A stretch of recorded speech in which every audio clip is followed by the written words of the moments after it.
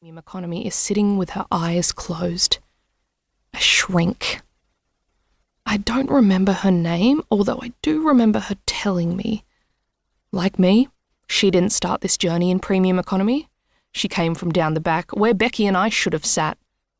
I've come from the front. Downgraded. In so many ways. I do remember hearing her tell someone that this was her first upgrade, that sure, she'd be happy to sit here for the rest of the flight. She doesn't seem like she's watching me, but that's her job, how she's paying for her upgrade.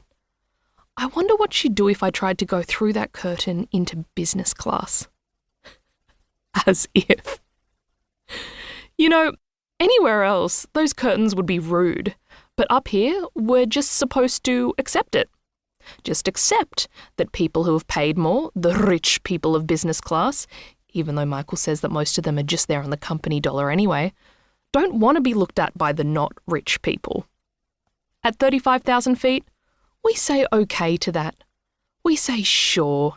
It's okay for there to be more legroom, and with it, a greater chance of avoiding the deep vein thrombosis that could actually kill us all, and better wine and better food and better service for the people who can pay, and that we shouldn't even be allowed to see them. It's not a secret. It's just called being discreet. The flight attendant, has returned with a bottle of water. "How's your daughter feeling?" "She's fine," I say quickly. "Good. And how are you doing? You okay?"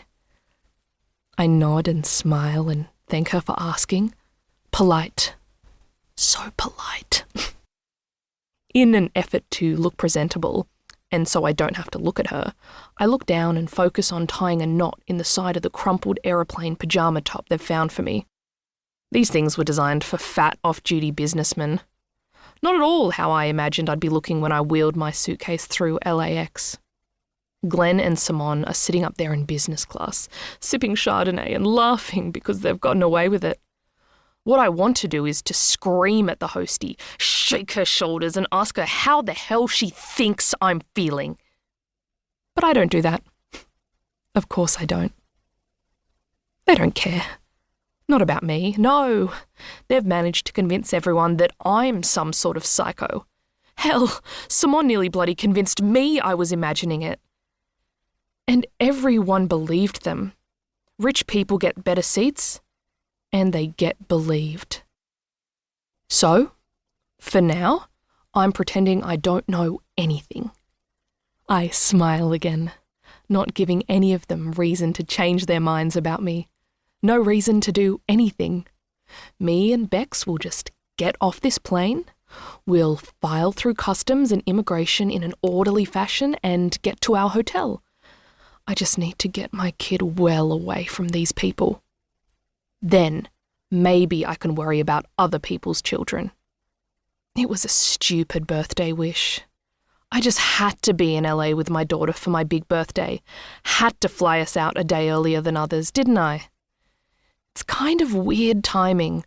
With crossing the international dateline, the very last day of my 20s will turn out to be something like 41 hours long. I thought that'd be great. Now I wish it had been the shortest day of my life. Moving my jaw sideways helps a little bit. One of my ears pops. Then imbalance.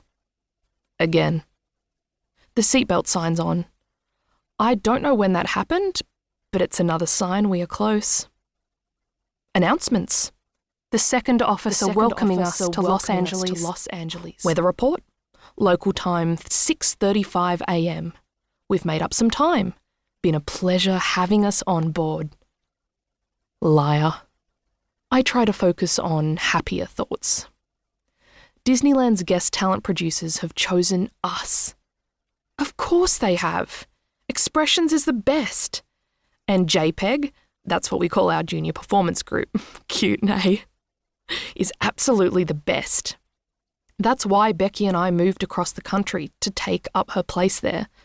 They're so professional. We're the newest ones there, me and Bex, so I'm still finding out all the amazing things about it. But the choreography all gets sent home on branded USBs. They even have a wardrobe.